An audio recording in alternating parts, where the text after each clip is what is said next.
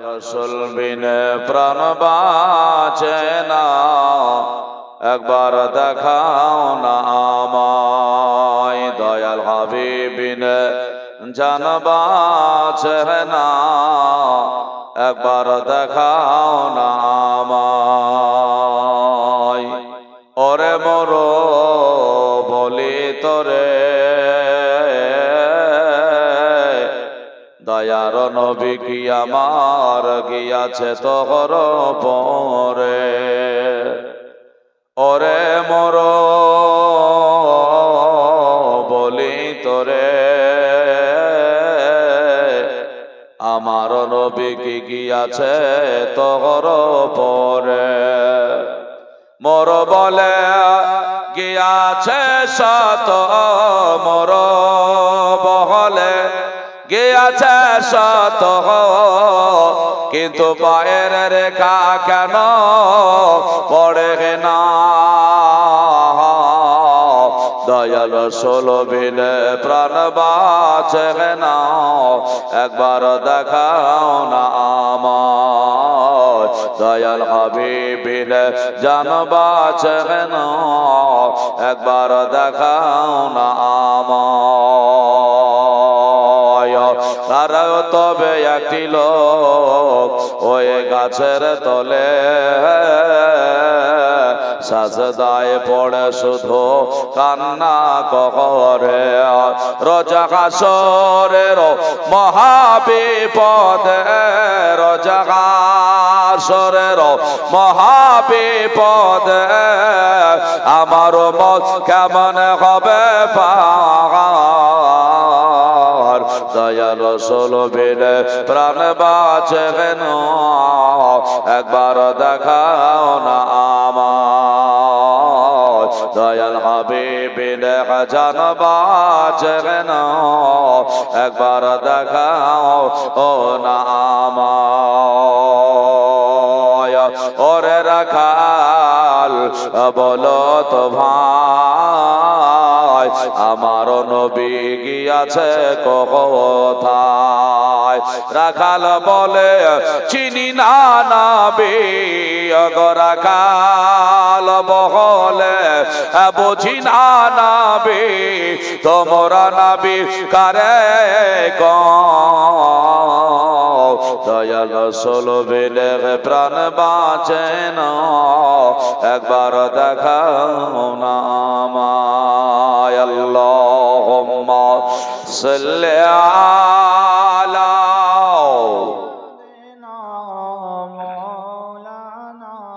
মুহাম্মাদ ওয়া আলা আলি সাইয়্যিদিনা মুহাম্মাদ সাল্লাল্লাহু আলা মুহাম্মাদিন সাল্লাল্লাহু আলা মুহাম্মাদ হরদম সবাও পাক নামে মুহাম্মাদ হরদম সবাও সেনে কালো শফি আনা মুহাম্মাদ সাল্লাল্লাহু তাআলা আলাইহি ওয়াসাল্লাম। আলহামদুলিল্লাহ, যাবতীয় প্রশংসা মহান স্রষ্টা রব্বুল আলামিনের জন্য, যে আল্লাহ আমাদের সকলকে পবিত্র জলসায় আসার বসার আলোচনা রাখার শোনার তৌফিক দান করেছেন। সে আল্লাহ পাকের শুকরিয়া আদায় করি, সকলেই বলি আলহামদুলিল্লাহ। তারপরে পরে আকায়ে নামদার মাদানিয়ে তাজদার বাকির সরকার মা আমিনা নূরে নাজার শাহান শাহে জিয়াকার নবীগণের সরদার নবী মুহাম্মদুর রাসূলুল্লাহ, সকলেই পড়ি সাল্লাল্লাহু তাআলা আলাইহি ওয়াসাল্লামের উপরে লক্ষাধিক দুরূদ ওয়া সালাম শান্তি ধারা পারা বর্ষিত হোক, অর্পিত হোক, সকলেই বলি আল্লাহুম্মা আমিন। মুসলমান ঠান্ডা রাত্রিতে কষ্ট করে বসে আছেন, আছেন না? না আছেন। এর ফল আল্লাহ পাক আপনাদের দেবে না? দেবে না? যদি বিশ্বাস থাকে তাহলে হবে, না হলে হবে না। যদি মনে করেন যে আল্লাহ দেবে তো আল্লাহ দেবে, আর যদি মনে করেন আল্লাহ দেবে না তো আল্লাহ দেবে না। আল্লাহ বলেন কেউ যদি হেদায়েত হতে চায় তবে আমি তারা হেদায়েত করব, কেউ যদি না চায় তারা হেদায়েত করব না। মানে আপনি যদি আগান তাহলে আল্লাহ কবুল করবে, আপনি না এগোলে আল্লাহ কবুল করবে না। তো মনে রাখতে হবে আল্লাহ পাক রব্বুল আলামিন আপনাকে দেবে। শুনেছেন জানেন, রাত্রি যতই হোক না কেন, যত রাত্রি হবে আল্লাহ পাক রব্বুল আলামিন তত আপনাদেরকে বেশি কবুল করবেন। কেন? এই কারণে কবুল করবেন, আল্লাহ পাক রব্বুল আলামিনের রহমতের দরজা রাত যত হয় আল্লাহ তত রহমতের দরজা খুলে দেয়। জোরে বলবেন না সুবহানাল্লাহ। মুসলমান শুধু তাই নয়, আরো যদি আপনাকে দু চারটে কথা বলি মনে রাখবেন যে এখানে শুধু আমরা আছি এটা নয়, এখানে যে শুধু আমরাই আছি আপনারা আমরা এমনটা নয়, আল্লাহ পাক রব্বুল আলামিনের ফেরেশতা আছে। জোরে বলা যাবে না? আল্লাহ পাক রব্বুল আলামিনের ফেরেশতারা আছে।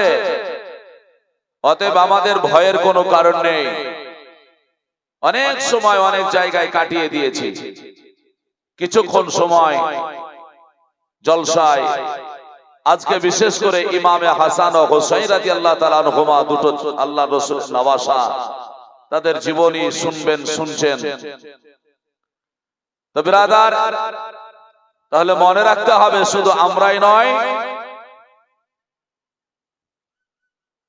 আল্লাহ পাক রব্বুল আলামিনের ফেরেশতা আছে। তবে জিনাদের সম্পর্কে আলোচনা শুনছেন বা শুনবেন,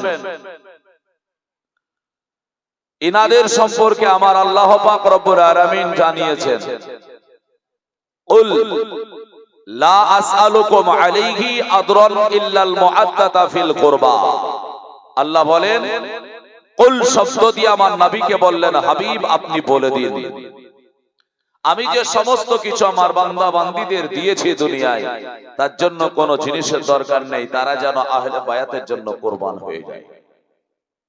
আহলে বায়াত নবী মুস্তাফা ইমামে হাসান ও হুসাইন রাদিয়াল্লাহু তাআলা আনহুমা, হযরতে আলী মুর্তজা রাদিয়াল্লাহু তাআলা আনহু, হযরতে ফাতিমা রাদিয়াল্লাহু তাআলা আনহা, ইনারা হলেন আহলে বায়াত। ইনাদের জন্য জীবন দিতে হবে। আমরা যারা শুধু পাঁচ ওয়াক্ত নামাজ পড়ি তারাই যে দ্বীন ইসলামকে শুধু ভালোবাসি এমনটা কিন্তু নয়। নবী প্রেমিক যারা তারা ইসলামকে ভালোবাসে। নামাজ পড়েও রাসূলকে ভালোবাসা যায়, না পড়েও রাসূলকে ভালোবাসা যায়। তবে রাসূল পাক সাল্লাল্লাহু আলাইহি সাল্লামের মহব্বত গুরুত্ব বেড়ে যায় পাঁচ ওয়াক্ত নামাজের মাধ্যম দিয়ে। একই না বলুন? আহলে বায়াতের মহব্বত আজ সারা পৃথিবী এটা তো কেমন অত্যাচার সহ্য করছে। কোন অত্যাচার এখনো আসেনি আমাদের উপরে। ফেরাউন, নমরুদ, ইনারা যে অত্যাচার করে গিয়েছে, ফেরাউন মুসা আলাইহিস সালামের উপরে যে অত্যাচার করেছে আপনারা শুনেছেন, এই অত্যাচার আমাদের উপরে এসেছে? আসেনি। নমরুদ হযরতে ইব্রাহিম খলিলুল্লাহ আলাইহিস সালামের উপরে যে অত্যাচার করেছে, সেই অত্যাচার আমাদের উপরে এখনো হয়নি। আল্লাহর হাবিব সাল্লাল্লাহু আলাইহি সাল্লামের উপরে আবু লাহাব, আবু জাহেল, উতবা, শাইবা এরা যে অত্যাচার করেছে, সে অত্যাচার আমাদের কাছে এখনো আসেনি, তবে নিদর্শন এসে গিয়েছে। তাই না? আমাদের কাছে এসে গিয়েছে আলামতগুলো, পরিচয়গুলো আমরা পেতেছি যে আমাদের হতে পারে, আসতেছে। তার একটা মূল কারণ তবে জেনে রাখেন যে মসজিদ খালি হয়ে যায়, মসজিদ খালি হয়ে যায়, এই মসজিদ দখল করতে অন্যজনের কোনো কষ্ট হয় না। কেন কথাটা বললাম জানেন? আমরা মসজিদে ইমাম আর মুক্তাদি ঐক্য হতে পারিনি। আপনারা পেরেছেন? মাওলানা মাসাদুল ইসলাম আপনাদের ইমাম নাকি বলেন? হ্যাঁ, মাসাদুল ভাইয়ের পিছনে যিনারা নামাজ পড়েন পাঁচ ওয়াক্ত জুমা ঈদের, ইমাম আর মুক্তাদি একেবারে ঐক্য আছে তো, না একটু টানাটানি আছে? হ্যাঁ, আছে না টানাটানি? আছে। কিছু মনে নিয়েন না। মসজিদে ইমাম আর মুক্তাদি, কমিটি আর ইমাম, গ্রামবাসী এটা তো দূরের কথা, ইমাম মুক্তাদি যদি মসজিদে এক হয়ে আল্লাহকে সাজদা না করতে পারে, আর বাইরে এসে কোন রকম অজ্ঞ হওয়ার রাস্তা আছে? আপনাদের কি মনে হয় হবে? হবে না। মার তো খেতেই হবে না, কি বলেন? উপায় তো নেই। বলার উদ্দেশ্য হলো যে আল্লাহ পাক রব্বুল আলামিন বলছেন ওয়াতাসিমু বিহাবলিল্লাহি জামিআ ওয়া লা তাফাররাকু। আল্লাহ বলেন তোমরা একে অপরের পার্থক্যকারী হইও না, তোমরা এক হয়ে যাও। তাতে লাভ কি হবে? ইসলামের ইতিহাস যদি আমরা জানি তাহলে বুঝতে পারবো। আপনারা শুনেছেন ইসলামের প্রথম যুদ্ধ বদরের প্রান্তরে হয়েছিল। মাত্র 313 জন সাহাবীকে নিয়ে নবী আমার যুদ্ধে গিয়েছিলেন। আচ্ছা, ইসলামের জয় হয়েছিল কিনা হয়নি? হয়েছিল না? মাত্র 313 জন, বেঈমান কাফেররা ছিল হাজারেরও অধিক। জয় হলো কেন? 313 জনের মধ্যে অজ্ঞ ছিল, এক তিনারা ছিলেন। আপনি যদি ইতিহাস আরো পড়ে দেখেন, কারবালার প্রান্তরে নবী বংশের সন্তানেরা মাত্র নারী পুরুষ দিয়ে 82 জন বলা হয়েছে, 72 জন পুরুষ ছিলেন। আর ইয়াজিদের পক্ষে, ইবনে জিয়াদের পক্ষে 22,000-এরও ঊর্ধ্বে। তবুও ইসলামের জয় হয়েছে। তার কারণ ইনারা যতজন ছিলেন সকলেই অজ্ঞ ছিলেন। জোরে বলে সুবহানাল্লাহ। অজ্ঞ একটা খুব গুরুত্বপূর্ণ জিনিস। আরো যদি আপনাকে সহজ করে বোঝাই, 10টা যদি একটা পাটকাঠি যদি আমি বলি বা একটা কঞ্চি যদি বলি, একত্রিত যদি করা যায় তাহলে ভাঙা সম্ভব নয় অত সহজে। কিন্তু ওটাকে যদি একটা বানানো হয়, ভেঙে যাবে না? ভেঙে যাবে। মুসলমান তাহলে অজ্ঞবিহীন হলে আমাদের কষ্ট আছে। আরো একটু আপনাকে বোঝাই। অনেকেই আমরা ছবি দেখেছি, ভিডিও দেখেছি, কখনো দেখছি অনেকগুলো মহিষ, অনেকগুলো গরু, অনেকগুলো শিয়াল, অনেকগুলো হরিণ একত্রিত জায়গায়, আপন আপন জায়গায় তারা আহার করছে। হঠাৎ করে একটা বাঘ চলে আসলো। কেন কথাগুলো বলছি মনে রাখবেন, আমি জীবনীটা বলবো। একটা বাঘ চলে আসলো, আক্রমণ করে। আক্রমণ করার পরে বাঘের উদ্দেশ্যটা প্রথম কি থাকে বলেন? জানেন? উদ্দেশ্য প্রথম থাকে এটাই, তার টার্গেট থাকে এটাই যে এই দল ছাড়া একজনকে কি করে করা যায়। দল ছাড়া কি করে একজনকে করা যায়? হয়তো তাড়া দিল, সব পালালো, কেউ দাঁড়ালো, কেউ এগিয়ে আসলো। যখনই একজন ব্যক্তি ওখান থেকে সরে যায়, দল ছাড়া হয়ে যায়, বাঘেরা তাকে আহার করতে দেরি হয় না, নাকি বলছেন? আর যখন সকলে থাকে তখন ও কিন্তু খুব সাবধানেই থাকে, যে না তারও অন্তরে ভয় থাকে যে না আমাকেও মারতে পারে। অজ্ঞ একটা কঠিন জিনিস। আজকে যে চেয়ারটায় বসে আছি, মাত্র 4টে পায়া, শুধুমাত্র একটাকে যদি ভেঙে নেওয়া যায় বসা সম্ভব হবে? তাহলে আছে তো বেশিরভাগ, তবুও বসা সম্ভব নয়। তাহলে একটা ভাঙলাম, ওই দিক থেকে দেখলে বেশি তো দুটো, মানে একটা ভেঙেছে আর একটা হতো, তাহলে আর দুটো বেশি। 3টে থাকার পরেও সম্ভব নয়। মুসলমান মার তখনই খায় যখন তারা অজ্ঞবিহীন হয়ে যায়, অজ্ঞ একত্রিত থাকতে পারে না। আমাদের অবস্থা তাই হয়েছে। বর্তমান মুসলমান আমাদের আজকে ছন্ন ছাড়া হয়ে গেছি। আমরা এক হব কি করে? ইতিহাস পড়ুন। আপনারা মনে করছেন মৌলভী সাহেব এত ওয়াজ, এত জালসা শুনে ইসলামের কোনো কাজ হচ্ছে না, মানুষ হেদায়েত পাচ্ছে না। এটা শুধু আমাদের কথাই নয়, নবীগণেরা বলেছেন, সাহাবাগণেরা বলেছেন, তাবেঈনরা বলেছেন। তবুও অনেক মানুষ হেদায়েত হয়েছে, তো কিছু মানুষ হেদায়েত হয়নি। এরকম আছে না নাই? এখন তো নাই হতে পারে না, কি বলেন? আবার মনে করবেন যেই দলটা নতুন দেখছি তারাই তো সংখ্যায় বেড়ে যাচ্ছে, এটাই তো কিয়ামতের আলামত, এটাই তো জাহান্নামে যাবে তার একটা আলামত।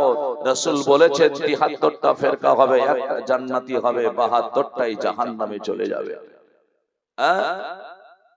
মুসলমান তো ইমামে হাসান আর হুসাইন রাদিয়াল্লাহু তাআলা আনহুমা দুইজন সম্পর্কে বলা হয়েছে আল হাসান ওয়াল হুসাইন রাদিয়াল্লাহু তাআলা আনহুমা সাইয়্যিদা আসবাবি আহলিল জান্নাহ। ইনারা দুইজনকে আপনাদের ইমাম সাহেব জুমার ইমামে খুতবা দেয়, জুমার দিনে খুতবা দেয়, ওই খুতবা ইলমি খুতবার মধ্যে লেখা আছে হাসান আর হুসাইন সাইয়্যিদা আসবাবি আহলিল জান্নাহ, মানে হলো সাইয়্যিদা মানে হলো সরদার, আসবাব মানে হলো নওজওয়ান, জান্নাহ জান্নাতি যুবকদের সরদার হাসান আর হুসাইন। জোরে বলে সুবহানাল্লাহ। অতএব যেই হুসাইন রাদিয়াল্লাহু তাআলা আনহু হাসান রাদিয়াল্লাহু তাআলা আনহুদের দুই ভাইকে জান্নাতের সরদার বলা হয়েছে যুবকদের, আমার ফাতিমা রাদিয়াল্লাহু তাআলা আনহাকে বলা হয়েছে খাতুনে জান্নাত, যিনি হলেন মহিলাদের অর্থাৎ নারীদের জান্নাতের সরদারিনী। আর একবার জোরে বলে সুবহানাল্লাহ। এমনও মানুষের আলোচনা শুনবো যিনারা হলেন জান্নাতের সরদার, তাহলে আমরা ফালতু কিন্তু বসে নেই।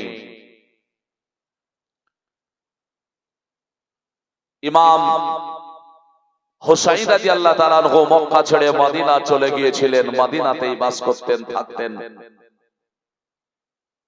এখনো মানুষ পদলোভী আছে, এখনো মানুষ আসন গদি ধরে রাখতে চায় অন্যায় করার পরেও, আছে না নাই? রাজনৈতিকের কথা বলতে পারবো না, বলবো না, তবে রাজনৈতিক বহু নেতা যারা এত মিথ্যে কথা বলে আমরা জানি, অজানা কিন্তু নয়। শুভেন্দুর ব্যাপার আপনারা জানেন, আজকে এই মানুষটা একেবারে পাগলের মতো চিৎকার করে কেন? আজ বাংলাদেশের দিকে লক্ষ্য করে, কিন্তু ভারতের দিকে লক্ষ্য করে না। কত মুসলমান মার খাচ্ছে, কত মৌলানাদের উপরে অত্যাচার হয়, কত যুবকদের উপরে অত্যাচার হয়, কিন্তু এখানে কোনো কথা বলে না মুসলমানের পক্ষে। আর ওইখানে কি হচ্ছে তা নিয়েও ব্যস্ত আছে। আগে দেশ তারপরে অন্য দেশ, নাকি? আগে দেশকে ভালোবাসো। ইসলাম শিক্ষা দেয়, ইসলাম কি বলে জানেন? ইসলাম বলে দেশকে ভালোবাসা একটা ঈমানের অঙ্গ। বুজুর্গানে দ্বীন তাই বলেছেন হুব্বুল ওয়াতনি মিনাল ঈমান, দেশকে ভালোবাসা ঈমানের অঙ্গ। অর্থাৎ আমরা প্রথমে দেশকে ভালোবাসি, আমার দেশকে, তারপরে অন্য দেশকে আমি ভালোবাসি। নবী মুস্তাফার সঙ্গে চলে গিয়েছিলেন, বেশ ভালোই মদিনাতে ইমাম হুসাইন রাদিয়াল্লাহু তাআলা আনহু কাটতে ছিল, কোনো অসুবিধা নেই। হঠাৎ করে ইমামে হুসাইন রাদিয়াল্লাহু তাআলা আনহুর কাছে একের পর এক খবর আসতে আরম্ভ হলো। কখন? যখন আমার হযরতে আলী মুর্তজা রাদিয়াল্লাহু তাআলা আনহুকে নামাজের হালাতে পেটে তলোয়ার মেরে শহীদ করা হয়েছিল, তখন ইমাম হুসাইনের কাছে খবর হলো ইমাম হুসাইনকে বলো কি তারা ইমাম হুসাইন যেন বায়াত হয়ে যায়। উনি বায়াত হচ্ছেন না, ওনাকে ডাক করা হলো। বাড়িতে এসে ইমাম হুসাইন খবর পেলেন আমাকে ডাক করা হয়েছে, তবে খবর হলো খারাপ। কিছু যুবকদেরকে নিয়ে বেরিয়ে গেলেন। হুসাইন রাদিয়াল্লাহু তাআলা আনহু বললেন শোনো ভালো করে, বলে কি আমি বাড়ির মধ্যে যাব, আমাকে ডেকেছে ওবাইদা আমাকে ডেকেছে, আমি তার বাড়িতে যাব, তবে ভিতরে যদি কোনো আওয়াজ উঁচু হয় তোমরা প্রবেশ করবে, আর ভিতরে যদি উঁচু আওয়াজ না হয় তাহলে তোমরা কিন্তু প্রবেশ করবে না। কিছু যুবক বাইরে দাঁড়িয়ে থাকলেন, ইমাম হোসাইন রাদিয়াল্লাহু তাআলা ভিতরে গেলেন। উবাইদা দাওয়াত দিয়েছিল, বলে তাড়াতাড়ি করে আপনি ইয়াজিদের নামে বায়াত গ্রহণ করুন, না হলে অসুবিধা আছে। উনি বললেন না, হবে না। এক দুই করে কথা কাটাকাটি শুরু হলো। জুবাইর রাদিয়াল্লাহু তাআলা আনহুকে দাওয়াত করা হয়েছিল, তিনি আসেননি, তার আগেই মদিনা শরীফ ছেড়ে মক্কার দিকে রওনা দিয়েছিলেন, উনি দেখাই করেননি। আর উবাইদা হোসাইনকে ডেকেছে, উবাইদার কাছে এসে যখন ইমাম হোসাইন চলে আসছেন, মুসলমান বলা হয়েছিল ইমাম হোসাইন হাতের মুঠোর মধ্যে আছে, এখনই ইনাকে ফয়সালা করা হোক, চলে যেতে যেন না দেওয়া হয়। হোসাইন বলেছিলেন, শোনো, আমার উপরে যদি এখন আক্রমণ হয় তাহলে তোমরা কেউ বেঁচে থাকবে না, সবকে শেষ করে দেব। হোসাইন রাদিয়াল্লাহু তাআলা আনহু বলে এক এক করে করে বেরিয়ে আসলেন। যুবকেরা বলল, হুজুর কি হলো? বলে অন্য কিছু নাই, চলো চলে যাই। বাড়ি চলে গেলেন। বাড়িতে যাওয়ার পরে হোসাইন রাদিয়াল্লাহু তাআলা আনহুর মনটা বড় খারাপ হয়ে গেল। আল্লাহ, মক্কা ছেড়ে আমি নানা নবী পাক সাল্লাল্লাহু আলাইহি সাল্লামের কাছে চলে এসেছিলাম, ওনার কাছেই ছিলাম, ভালোই ছিলাম। নানা মক্কাবাসী অত্যাচারে মক্কা ছেড়ে মদিনায় চলে এসেছিলেন। এখন আমার আর মদিনায় থাকা হবে না, মদিনার কিছু মানুষের অত্যাচার আমাকে মক্কা দিয়ে চলে যেতে হবে। তাই বাড়িতে মনটা খারাপ করে বসে আছেন। মুসলমান, ইমাম হোসাইন রাদিয়াল্লাহু তাআলা আনহু মনটা যেমন ভারী করে খারাপ করে বসে আছে, মনে বাবা শান্তি নেই। বাড়িতে বেটা আলী আকবর বলে, আব্বা মন কেন খারাপ, কেন এত দুঃখ বলুন? আলী আকবরকে কোনো কথা আর যেন বলে না। সগরা বলে, আব্বা আপনার মনটা কেন খারাপ বলুন? কিছু বলে না। বিবি শেহরবানু বলে, মন কেন খারাপ? জাইনাব বলে, মন কেন খারাপ? একে একে সকল ব্যক্তি যখন জিজ্ঞাসা করতে আরম্ভ করলো, হযরতে হাসান রাদিয়াল্লাহু তাআলা আনহুর বেটা কাসিম 18 বছরের নওজওয়ান বলে, চাচা মন কেন খারাপ হয়ে গেল হঠাৎ করে? ইমাম হোসাইন রাদিয়াল্লাহু তাআলা আনহু তিনি আপনার যেন আর থাকতে পারলেন না। বললেন, ও আমার পরিবারেরা, আমার ঘরের ছেলেরা, ও কাসিম ভাতিজা শোনো তাহলে। বলে, কি হলো? আজকে কুফার মাটি থেকে যেই শহরে আমার আব্বা হুজুরকে শহীদ করা হয়েছে, ওই শহর থেকে খবর পাঠানো হয়েছে, বলে তাড়াতাড়ি করে ইয়াজিদের নামে বায়াত গ্রহণ করতে হবে, আর তা যদি না হয় তাহলে পরে আমাদেরকে রাখবে না। তাই মনে বড় চিন্তা নিয়েছি, আর মনে হয় মদিনায় থাকা হবে না। এই মদিনা শরীফ নানার জায়গা খানাকে ছেড়ে আমাদের সুদূর মক্কা শরীফে চলে যেতে হবে। হায়রে বড় কষ্ট ব্যথা নিয়া মদিনা ছাড়বে। মদিনা থেকে কে বাবা আসতে চাই বলুন? যেই মদিনা শরীফে যেই বা গিয়েছে, দিলটা ঠান্ডা হয়ে গিয়েছে, দিলটা বাবা শীতল হয়ে গিয়েছে, মনে শান্তি পেয়েছে, তৃপ্তি লাভ করেছে বাবা। কেন? যেখানে আমার রাসূলুল্লাহ শহীদ রয়েছে, দয়ার নবী রহমাতাল লিল আলামিন রয়েছেন, আমার নবী যেই জায়গায় আছেন নবী মুস্তাফা, ওই জায়গা ছেড়ে বাবা আসা কারো মন চায় না। আমার হোসাইন ওই রাত্রি কালে বললেন, শোনো রে, আজকে রাত্রিতে আমারে কেউ তোমরা খোঁজ করবে না, আমারে কেউ তোমরা তালাশ করবে না। আমি ঠিক শেষ রাত যখন হয়ে যাবে, সেই রাত্রিতে আমি চলে আসব, আর এখানে মদিনায় তোমরা যারা ইবাদত করবে, আজকে রাত্রিতে তোমরা তোমরা ইবাদত করে নাও। কাসিম বলে চাচা গো আপনি কেন এ কথা বলেন? আমার হোসাইন বলে ভাতিজা রে আমি আর থাকতে চাই না, আজকে শেষ রাত্রি এখানে ইবাদত করে আমার নানার কাছে চলে যাব। আমার নানার কাছে বিদায় নিয়ে আমি মক্কা শরীফে চলে যাব। এই বলে বাড়ির সকল মানুষকে বললেন তোমরা কেউ চলে যাবে না, কেউ তোমরা বিরক্ত হবে না, আমাকে খোঁজ করার দরকার নেই, তোমরা রাত্রিতে আরাম করে থাকবে বাবা।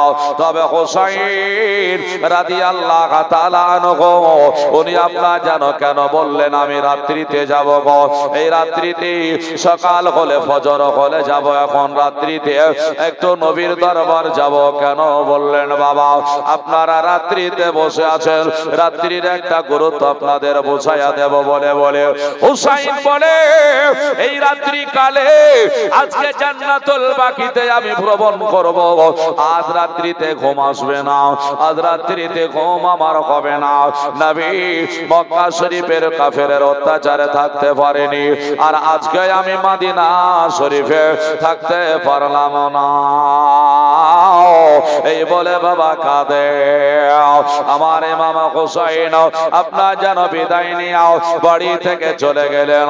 আপনার যেন জান্নাতুল বাকিতে আপনার যেখানে 60,000 সাহাবী শুয়ে আছে ওই আপনার যেন জান্নাতুল বাকিতে চলে গেলেন। কাঁদছেন আল্লাহ এতগুলো নবীর সাহাবীরা যদি শহীদ হয়ে এখানে যদি থাকতে পারে, এতগুলো সাহাবীরা যদি আজকে শুয়ে থাকতে পারে, আমাকেও একদিন আসতে হবে। এই বলে আপনার যেন জিয়ারত করে আর বাবা কাঁদে আর রাত্রিটাকে কাটায়া দেয়। আবার এই করে করে মন যখন ভালো লাগে না আল্লাহর ইবাদত করে, শেষ গভীর রাত যখন হলো আমার ইমামে হোসাইন রাদিয়াল্লাহু তাআলা আনহু তাড়াতাড়ি করে চলে গেলেন আমার রাসূলুল্লাহ দরবারে চলে গেলেন, রাসূলুল্লাহর রওজার কাছে গেলেন। আমার নবীর কাছে গিয়া আপনার যেন দুখানা হাত পেতে হাওমাও করে ইমাম হোসাইন কাঁদতে আরম্ভ করে, জোরে জোরে বলে সুবহানাল্লাহ। হায়রে মুসলমানেরা, আমরা যখন নামাজ পড়ে দোয়া করি কারো হাত এইরকম থাকে, কারো হাত এইরকম থাকে, কেউ বা আপনার নখট রায়া আরম্ভ করে দেয়, বলে না না দোয়া যখন তুমি করবে গো হাতটা এমন করে পেতে দেবে আপনার যেন কান বরাবর তুলে নিয়ে আপনার যেন পেতে দেবে, যদি কোনো জিনিস তোমার হাতে দিয়ে দেয় যাতে না পড়ে যায় ওই রকম করে আল্লাহর দরবারে হাত পেতে দেবে। আমরা দোয়া করি অনেক রকম না, হ্যাঁ কার হাত কোথায় থাকে ঠিক থাকে না, কে বা আপনার যেন কি করে কোনো ঠিক থাকে না।